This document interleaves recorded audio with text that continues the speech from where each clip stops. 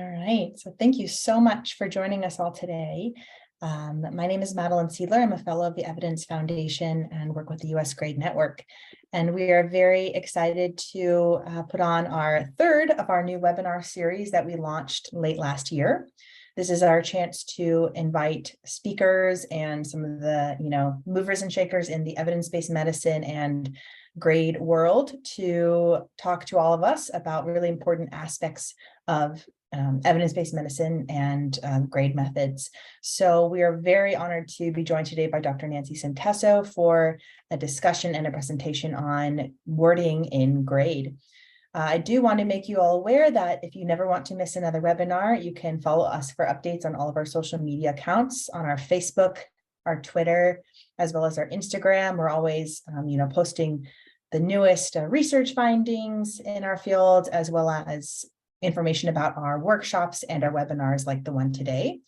And just in case you know anyone who might benefit from this webinar or who's not able to make it today, we also post all of these recordings to our YouTube channel. So we'd love for you to follow us there and subscribe so that you can, keep up to date on some of our recent webinars as well as anything in the future.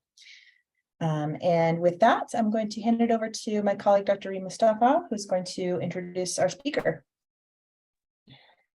Thank you so much, Madeline, and welcome everyone. It's great to see so many familiar and new names and faces on the list today. That's great.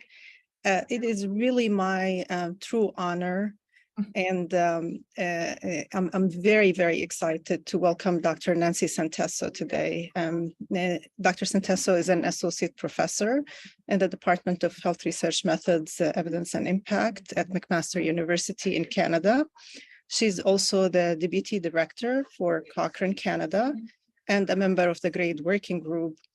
Nancy's principal interest and research interest is really in the area of methods of systematic reviews and guideline development, with a focus on how to communicate information. While this is kind of the formal introduction to Nancy, Nancy is a dear friend. And she is one of those people who always have her hand on the pulse with what's happening with users. What should we do? What's the next most important question that should we ask? And she's always willing to challenge how we did things for a long time and ask us to, and really challenge us and encourage us to think of new ways. This is one example of where a lot of users had lots of confusion, continue to have confusion about how do I say this? What do I say? And so on. So Nancy, thank you so much for being here.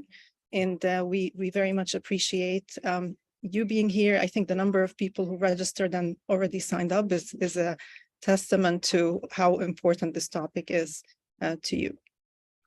Great. Okay, thanks, Reem. That's really nice. Should I go ahead and share my screen and that should work? Is that okay? That'd be great. Okay, Yes, let's do that. And hopefully we'll get this to go. Please let me know. Okay, it's probably not the full screen. Hold on.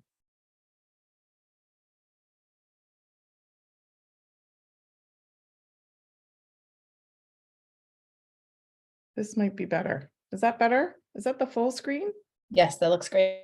Okay, great. All right. So thank you and welcome everyone. I'm going to focus on one part of how we communicate evidence or conclusions from systematic reviews.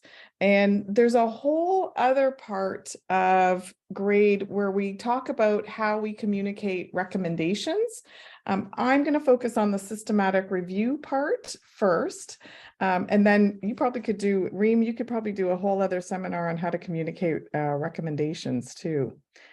So I'm pulling from a paper that we published. It was Grade Guidance. Again, how to communicate findings from systematic reviews. I'll list these resources at the end as well, but this is the principal paper, but you can also find this information just from the Cochrane Handbook, in the Grade Handbook, and even in the software that we use, the Grade Pro software too. So lots of areas to have this information. So over the next hour or so, I'll talk about how do we communicate conclusions from systematic reviews. And one important point is, if we don't communicate that evidence from the systematic reviews in a good way, that will then lead to possibly, if you're using it for recommendations, some confusion with decision makers about how to use that information and what it really means. So I'll go through some examples and some issues that we saw and how we can communicate. Then I'll provide a little bit of background with the research that we did to develop the guidance, and then we'll do some more solutions and examples again. And I would welcome, I think anyone could raise their hand while I'm speaking or enter something into the chat if you have a question, or just speak up because I'm very happy, and it probably will work better if people ask questions as I go along and not just leave it all to the end. So absolutely happy to answer any question as we go. All right. Okay, so let's start. And I just picked this example. And some of you may, if you were able to do a systematic review and you were actually able to do a meta-analysis, you could end up with a forest plot like this. And in this example, we were focused on the quality of life and what would be the effect of exercise or no exercise on quality of life. So here's your forest plot. You've come up now with your effect. This is what we think is the effect on quality of life. And in this case, it looks like it actually increases quality of life. It's on the side of an increase. The scale was from 0 to 100. So it increased by 26 points. We have confidence intervals around that, which it could go from about 18 points higher or up to about 33, 34 points higher. And then we're faced with, how are we going to make a conclusion about this? And there's a few things that people probably do go down the road of thinking about. So the first thing might be that you're thinking about, okay, it's 26 points of an increase on a scale from 0 to 100. And some of you may say, oh, hey, this is actually a large increase. It's 26 points higher. And so you've now focused on how large or on this effect. So it's an increase and it's a large effect.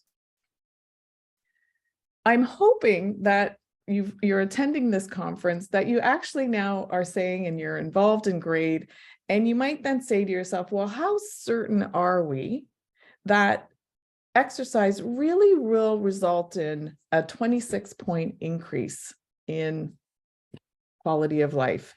How certain are we about that 26 number? And that's where we might get into doing a grade assessment. We would look at the risk of bias of the studies, whether the studies provided applicable information, whether it was indirect or not, how consistent the studies were or inconsistent. We look at probably the amount of people that we have in this analysis, whether it is indeed a large effect, small effect, or no effect. And we'd also consider publication bias. So I won't go into the details about how we do grade. Hopefully that's another seminar that you've already been introduced to. But the other part of looking at this number is, how certain are we in this number? So we could say, for example, we have low certainty in this evidence, and we could say that it was rated down for imprecision and also for some risk of bias in the studies. So we have the effect and we have low certainty in evidence in it. And so now the question is, how are we going to write the conclusions? How are we going to communicate this effect and our certainty of evidence to decision makers? And we have a couple ideas. Maybe spend a minute or two thinking about how you would communicate this to, we already can say to them, oh, it's a large effect and there's low certainty evidence. But we always get to that part in the abstract, in the conclusions, when we're communicating it to decision makers. How are we supposed to communicate this evidence? what we've seen is that there are a lot of different ways that people have communicated it, a lot of different options. I'm just going to list a few options here, and I would ask you to think about, is that something I would say, is that something that we really should be communicating in a good way to decision makers? So here's the first one. We found a statistically significant increase in quality of life when exercising. So here's one option to think about. Another option, exercise results in a large increase in quality of life. Exercise may result in a large increase in quality of life. And then exercise is associated with a large increase in quality of life, but the certainty in this evidence is low. So any thoughts? I don't know if people can put it in the chat. Any thoughts about some of these statements? So a statement that you kind of like, maybe that's sort of okay. I would probably do something like that or say something like that. Gandhi's already said, oh, that the last one, something that would be good to communicate, or something that wouldn't be so great with how we're communicating this evidence. What don't people even like about the first one or the second one? So we have, what does the certainty is low mean to the reader? Absolutely. How do we communicate that low certainty? Yeah. Other people are choosing the third one. Yeah. Combination of 3 and 4. May, yes, seems good when you're using low certainty evidence. Absolutely. First one may be accurate, but a bit misleading. Yeah. You know, what would decision makers take from this? 3, right. And low evidence might not be understood by their target audience. Absolutely. Okay, so these were good comments. And this is basically, you know, some of the questions we have when we look at these statements. So the first one probably doesn't communicate just how sure we are in that evidence. Yep, Joanna, it's accurate, but maybe it's not really communicating very much. What does significant mean? Should people interpret it significant as meaning something important or significantly large? So we can have a little bit of confusion about that. Absolutely. No one really chose number 2. And I'm wondering maybe because, you know, it's really not giving a flavor or an understanding of what the certainty of the evidence is. When I, you know, wrote the second bullet, I thought, oh, that really sounds like that's the effect. This is what's going to happen. But we have low certainty in the evidence that we had for that effect, and that's probably not captured there. The exercise may result, this might be a good one. We're communicating the size of the effect, and we're also communicating that we're not so sure. This may word, absolutely. And then the fourth one, the only thing that I thought that wasn't too good about this one was, you know, we're talking about cause and effect, and, you know, generally association is related to risk factors, you know, whether a risk factor is associated with something. So association may not be the best word to use when we're talking about exercise results in. So yeah, so those were some of my thoughts about what could work, what couldn't work in communicating this evidence. I just saw the comment also about the possible ranges of effect and the confidence intervals. So we're going to talk about these confidence intervals in the next example. Okay, excellent. All right. This is a different outcome. This one is this is a dichotomous outcome now. So not necessarily on a scale, but whether you have a stroke or you don't have a stroke when exercising. So again, we compared studies that compared exercise to no exercise and the effect on stroke. And we can look at this number. We have a risk ratio of 0.84. So it's looking like there's possibly, you know, a 0.84. We're not at the 1 for the risk ratio. So it's not that there's no difference. But a lot of times when readers see these numbers, and I'll just focus on that 0.84, and the confidence intervals go from 0.52 to 1.36. What is often the misinterpretation of this result? Yeah, and I don't know, Ada, did you kind of jump ahead and wrote, yes, absolutely. So I'm seeing a couple misinterpret no effect, no difference between the two. Statistically significant does not imply clinically significant, and vice versa, absolutely. So one of the most common misinterpretations of this result is, and it's because it goes from possibly a reduction, a pretty big reduction possibly, to actually an increase. And people will often interpret this not statistically significant as meaning no difference. And there's been a lot of information on the published, a whole series of articles published in Nature. This was back in 2019, where everyone was rising against using statistical significance to mean something. And I'll just put this here and maybe read it out a little bit, but here was the conclusion from a lot of these articles. Let's be clear what needs to stop. We should never conclude there's no difference or no association just because a p-value is larger than a threshold, such as 0.05, or that there's no difference or no association because a confidence interval includes 0 or no effect, or 1, no effect. And then also, we shouldn't conclude that two studies conflict because one is statistically significant and one isn't statistically significant. And I'm just looking at the chat here. CR considered clinical emergent leaves uncertainty. Yes. So in grade, and if I look at this last chat, in grade, we really don't focus on statistically significance. We focus on then talking about imprecision and the power, because we know that many times results are not statistically significant just because we didn't have enough power.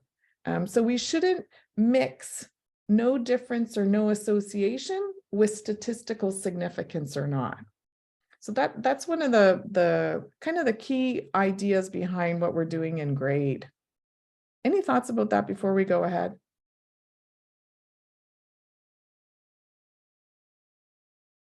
But here, the main message is just if we have wide confidence intervals, typically one of the serious mistakes is that people will say it's not statistically significant, and they'll say the groups are the same or there's no difference. And this is a big mistake. And so we do have to go back and say, okay, well, what are we going to do instead? How do we interpret that and what do we write? So here's our effect right here. We have a 0.84. It goes from 0.52 to 1.36. Those are those confidence intervals. We can't conclude, we should not be concluding no effect or just saying not statistically significant, because many people will then interpret that as no effect. So what do we conclude? How do we handle this? And one of the things we often do in grade is we make sure that we communicate the results. Instead of using these risk ratios, we know that people don't really understand them very well. What we do is we say, let's think about what this really means in absolute numbers, absolute effects. So we could take this example and we could say, well, my risk of stroke, or the risk of stroke when you don't exercise, is 20%, for example. So if you don't exercise, this is the risk. This is something that you could get from the control group in studies. In our results, we found that the risk ratio when you exercise is 0.84, and we have these confidence intervals around it. What we could do is calculate, okay, well, if my risk is 20% without exercise, and my risk is 0.84 times if I exercise, we're looking at a reduction. 20% times 0.84, we're actually now only at 17%. If I exercise, this is how many people would have a stroke, 17%. But we still have these confidence intervals, And if we do the calculations, half, 0.52 of 20% is about 10. So it goes from 10% to 1.36 times the 20% to 27%. So this is what your risk is when you exercise. We have the risk when we don't exercise is 20%. So the difference between the two is possibly here, if we do the calculations, it's 3% fewer strokes. If you do exercise, the risk of fewer strokes, if you want to word it that way, is there's 3% fewer strokes. But again, we have this difference, and it could be from 10% fewer to about 7% fewer. So we do have a range here. Any thoughts about that before we go on? Because we're going to, right now, when we're going to make our decisions about what this means and how we conclude, we're going to focus on these 3% fewer strokes. Nancy. Go ahead. Yeah, no, Brenda is saying the number of events is quite low, and then 7% more, not less. Yes, it is 7% more. Did I put more or did I put fewer here? Yep, 7% more. Is that okay? Yeah. Okay. Ammon is already going ahead to say, okay, what's our conclusion about this? So very good. So we have this 3% fewer, 10% fewer to 7% more. We have to make our conclusion. Maybe we decide, you know what, 3% is a small reduction, but it's possibly important. You know, this is something like stroke. You know, 3% is a small number, but important. And I'll just tell you, for example, let's just say that the certainty of this evidence is moderate. So we're always going to think about what's our effect and what's the certainty that we have in this evidence. Okay, so now how are we going to verbalize this? What kind of statement are we going to tell decision makers, patients, clinicians who are reading this? Oh, so someone said you could even go one step further and calculate a number needed to treat. Absolutely. So you could convert this 3% and do an NNT. You could do that. Absolutely. Yeah. We do know still, though, that NNT is a bit confusing to people and that people prefer and understand more clearly this 3% less or 3 fewer people. Burns said, what was the reason to downgrade? I would say we're probably looking at an imprecision here. Probably the main thing. We don't have a lot of events across this analysis here. Everything else might be good. Risk of bias, maybe we have really good studies, etc. Okay, we need to communicate this. We have 3% fewer. We think it's a small effect, and we're moderately certain in this evidence. So now, how could we write these conclusions? So take a couple of seconds, yeah. So Emin is saying, you know, maybe we could say probably or something for moderate certainty because we're not so sure. And that's where we go. So unfortunately, people are not always so clear when they're communicating this evidence. So here we go. Here's one example. I think people will probably say, this isn't a good one.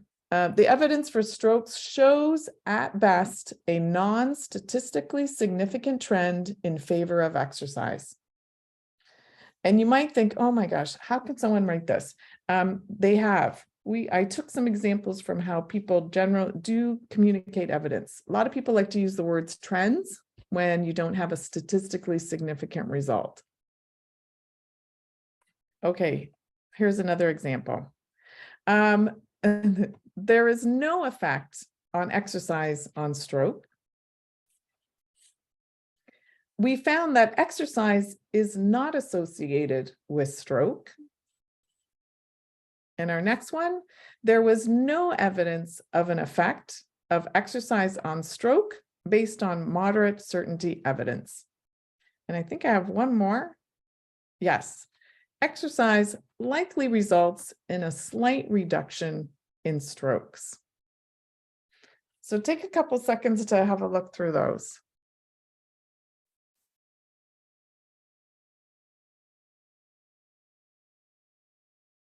Any thoughts about some of these? Maybe the one you would prefer, one that's really awful. Ammon says last one. Yeah, I think option Jorg, you're saying the last one as well. Seems pretty good. Why would we not prefer number 5? Number 1 is so muddled. Absolutely. Yeah. Yeah. What's, any thoughts about what's wrong with bullet 2, bullet 3, and even bullet 4? Kristen, 5 is best, but she doesn't love it. Number 4. Yeah. Yeah. Absolutely. Okay, let's go through this one again, these ones. Okay, we're not too happy with this word trend. I don't know what at best means here. Is this an indicator of the certainty of the evidence? Not sure. There is no effect. Well, we just said that we think that there's a small reduction. It's an important reduction. So it's not necessarily no effect. And we're not going to make the claim of no effect just because the confidence intervals include 0 or 1. Again, we don't want to use this word about association. And even this one, there was no evidence of effect. It's a little bit confusing because we do have evidence. And it's moderate certainty. We have 5 studies, so not sure what no evidence of an effect means. And maybe this last bullet is a good way. Some people weren't too sold on that. And Katie has a really long comment. What am I doing? Oh, I found it. So we'll talk about how we do focus on the point estimate. And I'll just go back. We seem to be focusing on the 0.84 and the 3%. That's our best guess, the point estimate. Should we be doing that? Why wouldn't we do that? Well, just to answer that quickly, the 0.84 or the 3% is our best guess.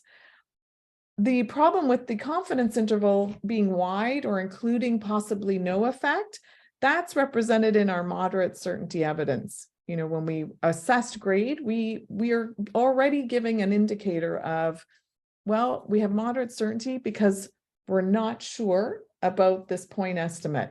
The confidence intervals include the possibility of some other effects, actually. So yeah, so we keep those separate because confidence intervals are covered in the certainty of the evidence when we do our grade assessment. Great, good question. Okay, so we have some problems. Maybe we have some solutions. So when we were looking at what people were doing and we were trying to come up with how we could do that, how we could communicate it in a good way, we said we need to make sure to focus on the size of the effect, but then we also need to incorporate something about the certainty in the evidence to come up with some summary statement that we can use to communicate to people. And we started this research back in 2003 or so. And the reason we started this research was because we were just looking at a good way to communicate this evidence to consumers and patients and the public and to the lay person. And we thought we'd come up with these statements. We developed a few statements. We conducted focus groups with people and did user testing in different countries and in different languages. So Canadian, Norwegian, we did it in Spanish as well. Then we did a randomized control trial to say, okay, well, we developed some statements. Do they work? Are they misleading? How are people interpreting them? Does it help with interpretation? And again, we tested them in multiple languages. So we did Canadian, Norwegian, Italian, we did Spanish, and conducted this randomized control trial. And from both of those pieces of work, we came up with thinking about how we really could communicate these results. And here's just some of the notes when we were scribbling down how we could do it. But the same idea came into place. We're going to have an effect. We might have if you can look at those diamonds, we might have something that's really precise and we know exactly this is what's happening. We might have some really wide confidence intervals and we might have to rate down for imprecision. We thought, well, if this is the case, we could come up with these ways of communicating the evidence. We could use certain words to communicate when we've had to rate down for imprecision. Then we said, oh, well, what if we have a problem with risk of bias, or the certainty of the evidence is now low certainty, or the problems with indirectness or publication bias? Should we use different words to communicate that? So we started coming up with some other words. And then if we really had some very serious concern with something, again, we thought, oh, well, then maybe we need to come up with another set of words.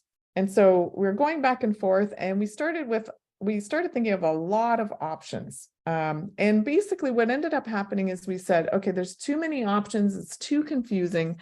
Let's just focus on some key principles. So we said, okay, let's focus on, again, the size of the effect, and we'll just give a couple of options. So you can see going from left to right, let's just say if the effect is important, then that's how we'll categorize that effect. Or maybe we'll say if it's still an effect, but it's not as important.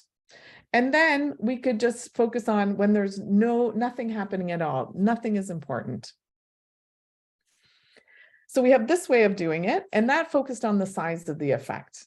And then we said, okay, then along the other side, we're going to have to come up with high quality evidence, moderate. How do we communicate it when it's very low quality? And what do we communicate even when we find no research at all?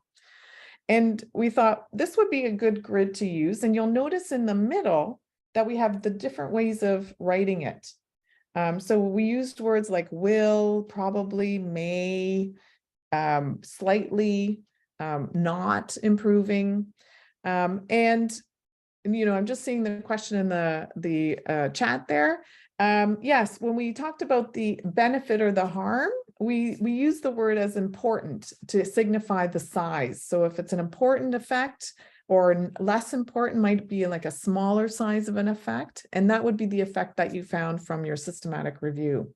Yeah, great. So basically what you would do is you would say, okay, I found my effect. I think that it's, small, it's less important. It is a benefit or a harm, but it's less important. And I have moderate quality evidence or certainty evidence. I'm going to say something like, it probably, this intervention probably improves my outcome slightly. So I would use the word probably in this case. And so we put out this little grid. Any initial reactions to this grid at all? So we put this out, back in 2003, 2005, 2006 or 7. Any initial reactions? Positive or negative? Super useful, great.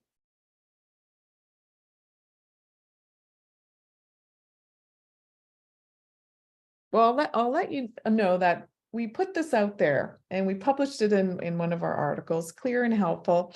And we started to receive some feedback about it, and not always positive. But what happened was people started, when they were writing their conclusions, they just started using the same terms. We just had one option for each category, that you in the grid. And they just said that it started to get a little bit monotonous when they were writing it.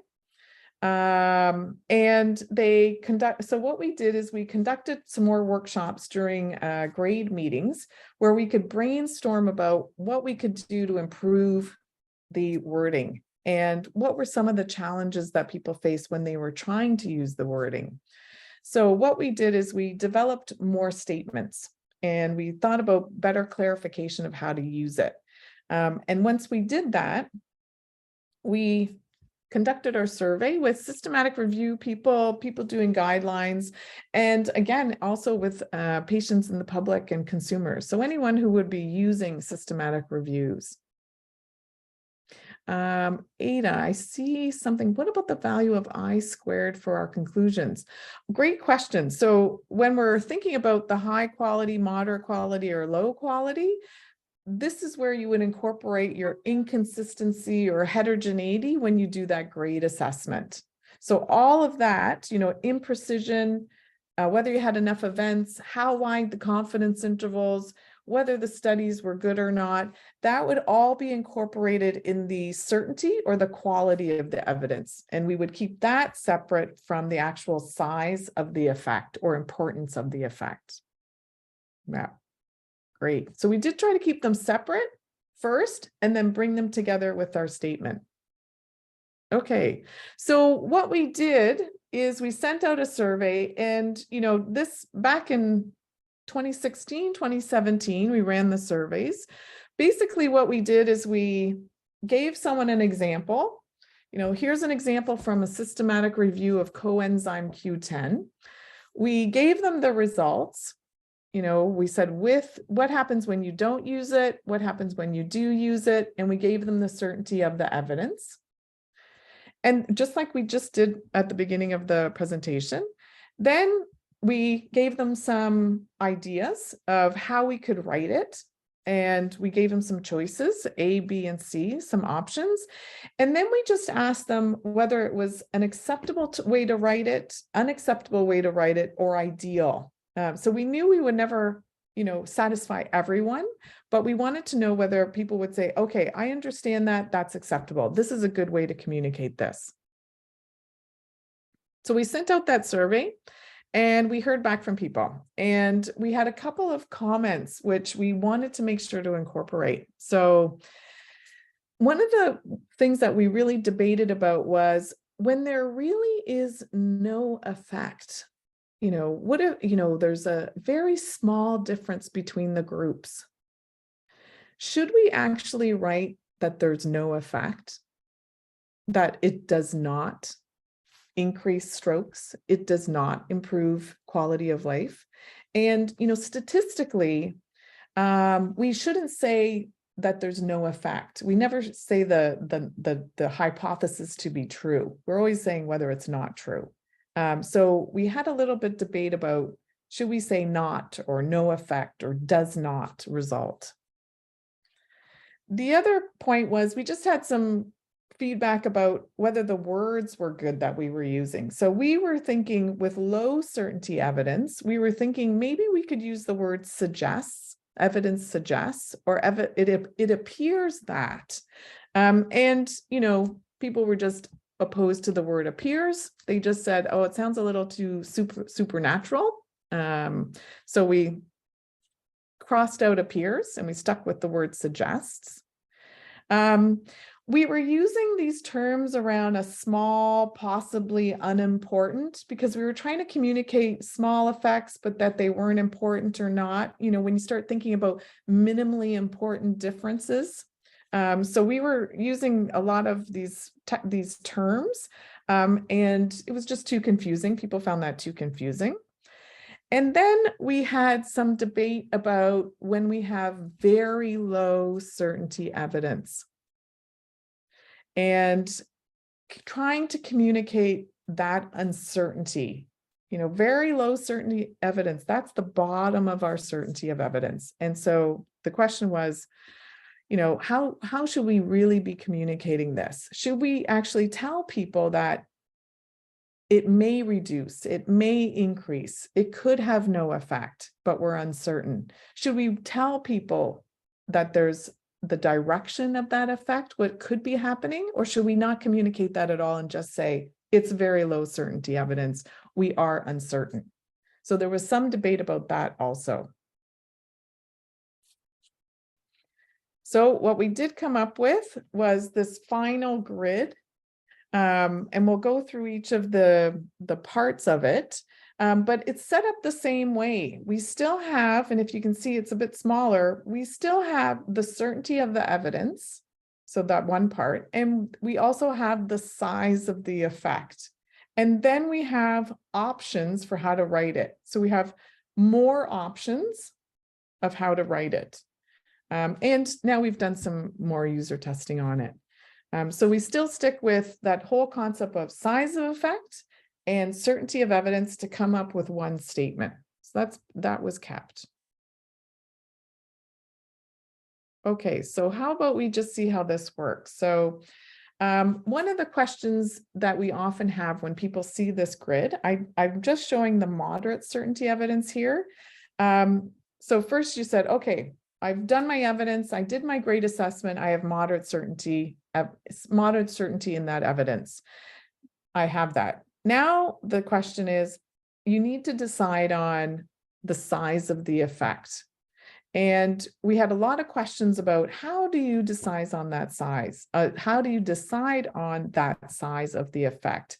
And there are a few things you can do. One thing is you could just look at this and say, I'm going to make a decision about whether there's no effect. It's so small that it's actually not important and it's no effect.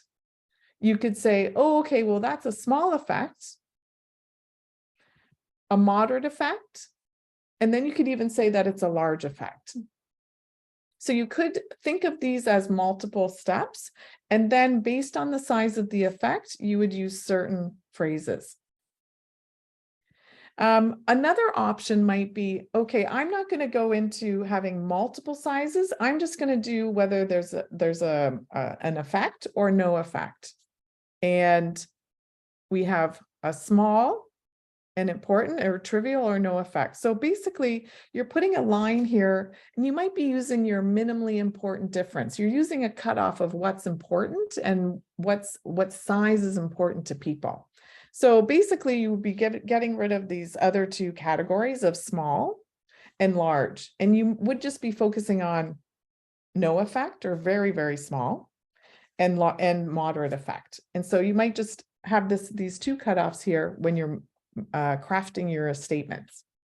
So you have a couple options. You could use these multiple thresholds, or you could just use one line where you say no effect and multiple effect and moderate effect. I saw something in the box here, and I just want to make sure. It says if grade allows to upgrade quality for large or very large effects, but the size is still emphasized in the reporting of the results, is the effect size being considered twice in the process? And I see what you're saying. You know, when you're assessing doing grade, you are thinking about the effect size when you have the opportunity to rate up your evidence for a large effect. That is the certainty of the evidence. You still need to communicate just how large that effect was. So to me, it's not double counting. It's more just communicating what is the size of the effect and keeping that separate from how certain you are in that effect. So Bernd, probably not clinically important when using clinically important.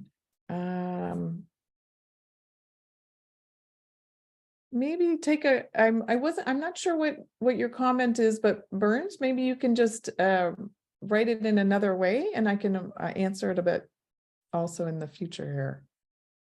Okay, so two ways to do it. You can separate it out into these different sizes of effects, or no effect and moderate effect. Okay, so let's go back to our example, and I'll get you to figure out how we're going to write this. So if you remember, we had the 26 points. We had low certainty in that evidence. And basically we said, you know, at the very beginning, we thought, okay, well, we're going to say that this is a large effect or large benefit. So here's our size of effect. It's large. It crossed whatever threshold we had of, if we thought 15 was important to patients, to decision makers, this one is definitely a large effect. So if we say that that's a large benefit, that's our decision. Absolutely. Okay. What if this happens? What if our thought of what is large is actually 22? And our best guess is this 26, but our confidence intervals go across, they cut across that threshold that we said of what is large. what do you think? Is this still, would you still put this in the category of a large effect? So you're looking at the grid and you're trying to decide, is this large, moderate, small, or no effect? What do you think? Would we still call this a large benefit?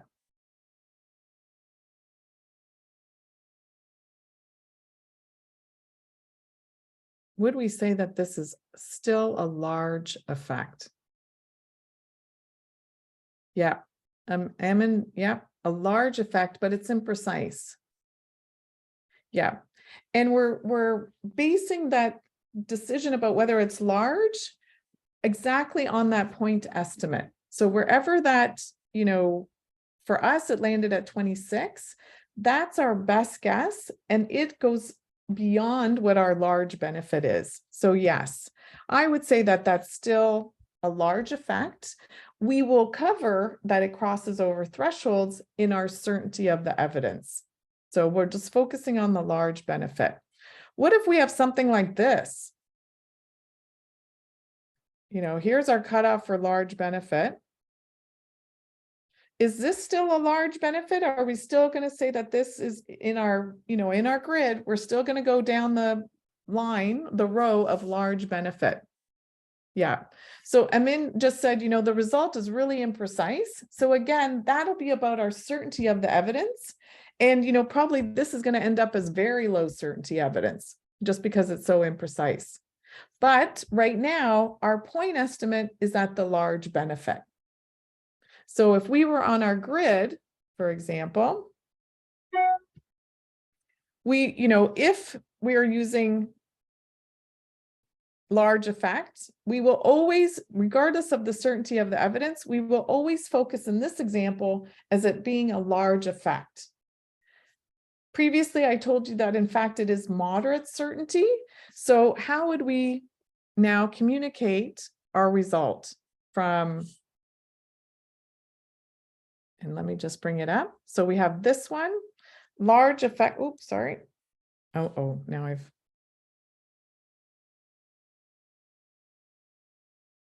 lost us here. Sorry about that.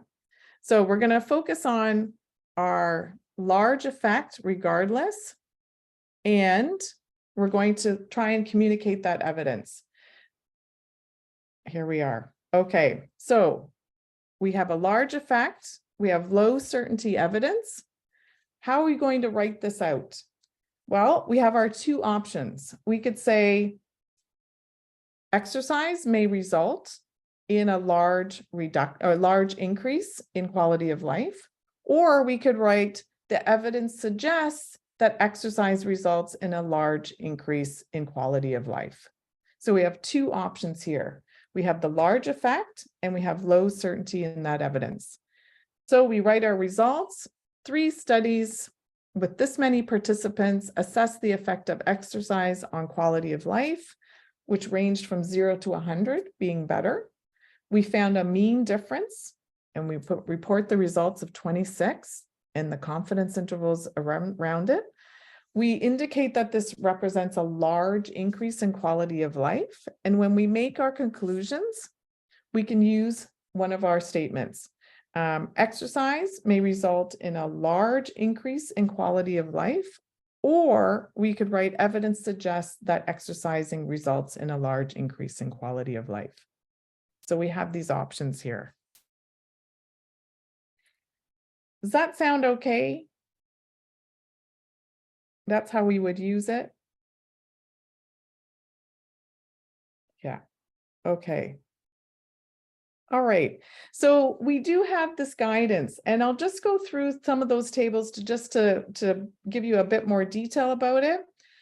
When we have high certainty evidence, you'll notice that we tend to use the words such as it results in, it reduces, it increases. It's high certainty. So we're very certain about that evidence, and this is what is going to happen. It results in, it reduces. We still use words such as, if it's a large effect, we'll use a large reduction or large increase. If it's moderate, we don't use any words to describe it. We just say reduction or increase. If it's a small effect, we'll use words like slightly or slight. And when we have no effect, we actually give you two options. You could say little to no difference, or you could actually, we've given the option of actually saying it does not. So as you remember from the survey, people were sitting on the fence about whether you could do that. We've given the two options depending on how people perceive no effect. When you have moderate certainty evidence, you'll notice that we use words like likely. So exercise likely results in or probably results in. We still use large and slightly or little to no difference or does not reduce. We still use those words. In our example, we just did the low certainty evidence, and we use words like may or the evidence suggests. And again, we still use, depending on the size, we still use large, slightly, etc. And then for very low certainty evidence, we've given two options. And remember that we did have a little bit of debate about this when we were doing the surveys. So we actually say that evidence is very uncertain for the effect. And the other option is actually to give the direction. So it may reduce or may increase or have little to no effect. And then you say that the evidence is uncertain. But we've given the option of just saying we're not sure about the effect, we're uncertain about the effect, or giving the direction. And again, it's up to the individual about what they would want to communicate. We've given that option.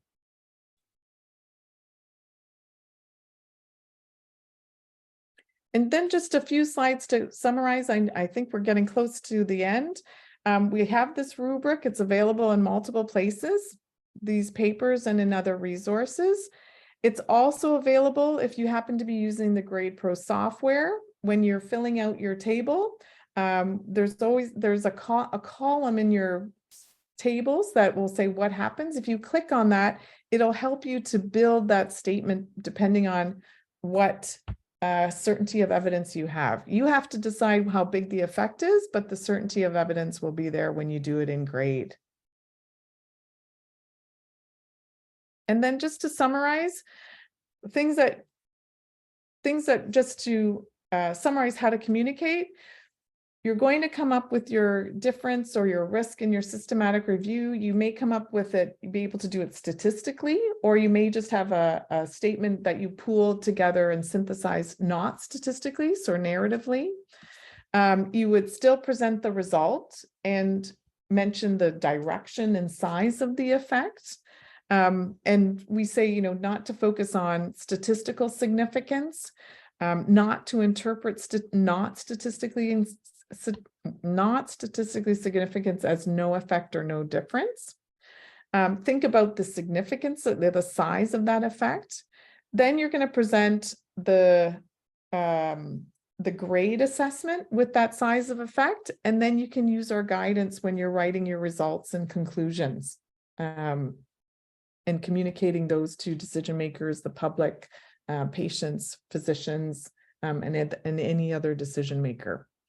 So just a way to think about that. And I'm happy to answer any questions. I think we have a few minutes left. Thank you very much, Nancy. This was a really, really nicely presented, great presentation, very relevant to all of us, no matter what we do and what we work on. And you did a wonderful job engaging the participants and having everybody ask questions. I wonder if there was a couple questions. I don't know if you directly answered. One question was about that it's odd to focus so much on the point estimate when drawing conclusions, and I wonder if you want to try and address that. Yeah, I think the main thing, and maybe I can, let's see where I could go. I think the main thing is we don't want to mix up the grade assessment where you are considering the confidence intervals. And so we do still try to keep it separate so that there's, the size of the effect, and the size of the effect is our best guess. and that's the point estimate. The certainty in the evidence, that incorporates all the uncertainty around that estimate. So we normally think of confidence intervals and uncertainty around that evidence, but let's not forget about the uncertainty caused by risk of bias, publication bias, and so that's captured in the grade part. So any uncertainty, which is what confidence intervals are, should be captured there, not in the size of the effect. Yeah. Great. I also, lots of comments thanking you for a great presentation, Nancy. I also appreciated so much that you took us through some of the work and history of how this has evolved. And because a lot of the questions we sometimes get, some of the users assume that these were just decisions, you know, people sat around the table and decided to give this guidance. And it actually wasn't. It was based on a lot of work and user testing. And maybe one question in the chat now, how does the contextualized approach fit into writing conclusions in the whole confusion around contextualization out there? Sure. I think the best way to think about it is when you're contextualizing, you're thinking about other outcomes and possibly that decision at the end. And that's when, you know, that's your decision about the size of the effect. So when you're trying to decide, is this actually a large effect or not? If you're contextualizing, you're starting to think about, well, yeah, stroke happened, but actually we prevented, we actually increased adverse effects. So you know what, that 3% is actually not that as large as I think it is. I would think that a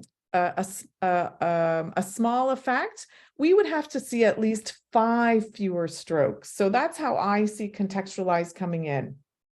When you're trying to decide about the size of the effect, and also when you're deciding about the precision of the results and the certainty of evidence. Yeah. There's also a question about how or where do you access that semi-automated function? Parts in Grade Pro. Yeah. So if you're in Grade Pro and you're using it to create tables, and I'll just show that again. So if you're entering your data into Grade Pro, if you can see the column, it's usually the column for what happens. If you just click on that empty spot for an outcome, this will pop up and it will help, it'll say, okay, you assess this certainty of evidence as low. Okay, you now need to decide whether it's a small effect or a large effect or not. And then it'll give you some options. Here we actually this is an old version, we still had the appears in there. And now we just have may, reduce, and suggests. Great. And maybe we're actually getting to our time. Great. I think there is a question we often encountered with grade that reviewers want to change wording. That's a real issue, Bernd. And I wonder if it's our obligation to refer them to this guide and to highlight that the issues with how they suggest the wording. I think we're all obligated to do more education in this area. Again, and Nancy, thank you very much. Thank you to all of you who attended and for a very engaged group and a pretty active session. Madeline, I'll give it back to you to conclude. Thank you. Oh, yes, yeah, thank you again. And as mentioned in the chat, as soon as this recording is processed, we'll get it up onto our YouTube today or tomorrow, so you can, review it and take a look at our other previous recordings from webinars as well. And again, hope you, give us a follow on Facebook or Twitter or Instagram so you can keep up with everything going on in the future. And once again, a huge thank you to Nancy. This was a wonderful presentation. And I speak for myself and probably all of the other 80 participants who probably agree that this is going to be very useful to us. So thank you. Great. Good. Thank you. It was great to speak. Great. Thank you. Thanks so much. Have a wonderful week, everyone.